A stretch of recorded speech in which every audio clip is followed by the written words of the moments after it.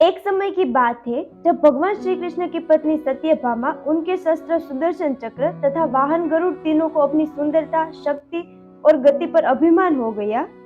तब भगवान श्री कृष्ण ने उनके अभिमान को दूर करने के लिए श्री हनुमान जी की सहायता ली थी।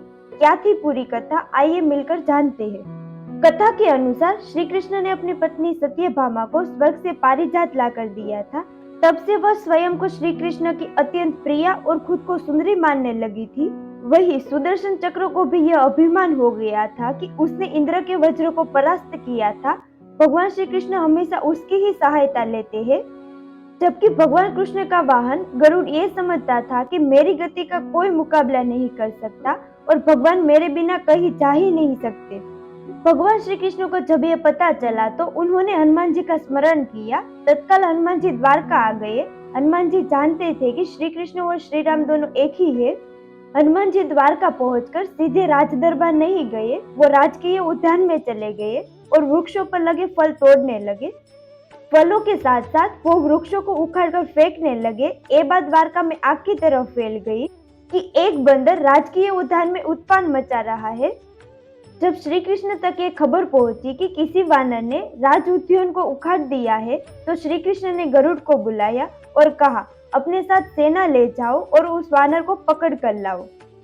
गरुड़ ने कहा, एक मामूली वानर को पकड़ने के लिए सेना की क्या जरूरत है, मैं अकेला ही उसे मजा चखा दूंगा।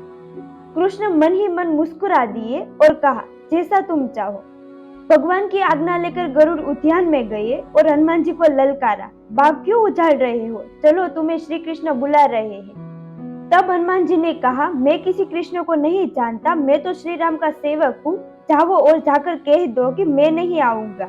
इस पर गरुड़ को क्रोध आ गया और वे हनुमान जी से युद्ध करने लगे। तब हनुमान जी ने अपनी पूंछ बढ़ाई और गरुड़ को दबोच लिया।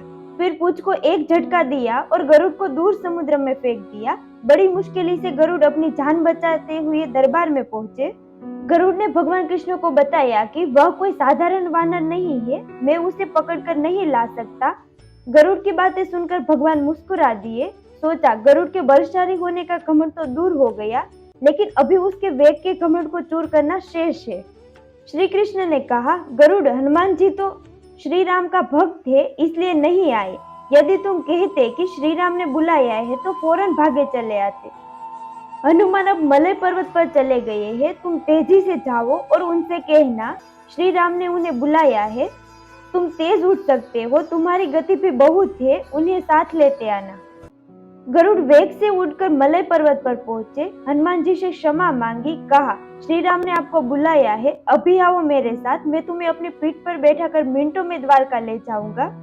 तुम खुद चलोगे तो देर हो जाएगी, मेरी गति बहुत तेज है, तुम मुकाबला नहीं कर सकते। हनुमान जी मुस्कुराए, भगवान की लीला समझ गए। कहा, तुम जाओ, मैं तुम्हारे पीछे ही आ रहा हूँ। इधर द्वारका में श्री कृष्ण राम रूप धारण कर सत्यभामा को सीता बनाकर सिंहासन पर बैठ गए और सुदर्शन चक्र को आदेश दिया, द्वार पर रहना, कोई बिना आज्ञा के अंदर न आ पाए। श्री कृष्ण समझते थे कि श्री राम का संदेश सुनकर तो हनुमान जी एक पल भी रुक नहीं सकते, अभी आते ही होंगे। गरुड़ को तो हनुमान जी ने विदा कर दिया और स्वयं उससे भी तीव्र गति से उठकर गरुड़ से पहले ही द्वारका पहुंच गए। दरबार के द्वार पर सुदर्शन ने उन्हें रोक लिया और कहा, बिना आज्ञा अंदर जाने की मना है। जब श्री राम बुला रहे हो तो हनुमान जी विलंब सहन नहीं कर सकते। उन्होंने सुदर्शन चक्र को पकड़ा और मुंह में दबा लिया। इसके बाद वो दरबार में आ गए, जहाँ सिंहासन पर श्री राम और सीता जी बैठे थे। हनुमान जी सब समझ चुके थे। श्री राम को प्रणाम किया और कहा, प्रभु आने में देर तो नहीं हुई। साथ ही कहा, प्रभु माँ सीता कहाँ है, आपके पास आज यह दासी कौन बैठी है। सत्यभामा ने जब यह सुना तो बहुत लज्जित हुई। इतनी सजने संवरने के बाद भी हनुमान जी ने उसे दासी समझा। सत्यभामा का अपनी सुंदरता का घमंड चूर हो गया। तभी गरुड़ तेज गति से उड़ने के कारण हाफते हाफते दरबार में पहुंचा। गरुड़ की सांस फूल रही थी। हनुमान जी को दरबार में पहले पहुंचा देखकर वह चकित हो गए और हनुमान जी के चरणों में गिर पड़े। इस तरह गरुड़ के बल का और तेज गति से उड़ने का घमंड भी चूर हो गया। तब कृष्ण रूपी श्री राम ने पूछा, हनुमान तुम अंदर कैसे आ गए, क्या द्वार पर किसी ने रोका नहीं था। हनुमान जी ने कहा, प्रभु सुदर्शन चक्र ने मुझे रोका था, मगर मैंने सोचा आपके दर्शन में विलंब होगा, इसलिए उनसे उलझा नहीं और उन्हें मैंने अपने मुंह में दबा लिया। और यह कहकर हनुमान जी ने मुंह से सुदर्शन चक्र को निकालकर प्रभु के चरणों में डाल दिया। यह देखकर प्रभु बहुत खुश हुए और उन्होंने हनुमान जी को गले लगा लिया।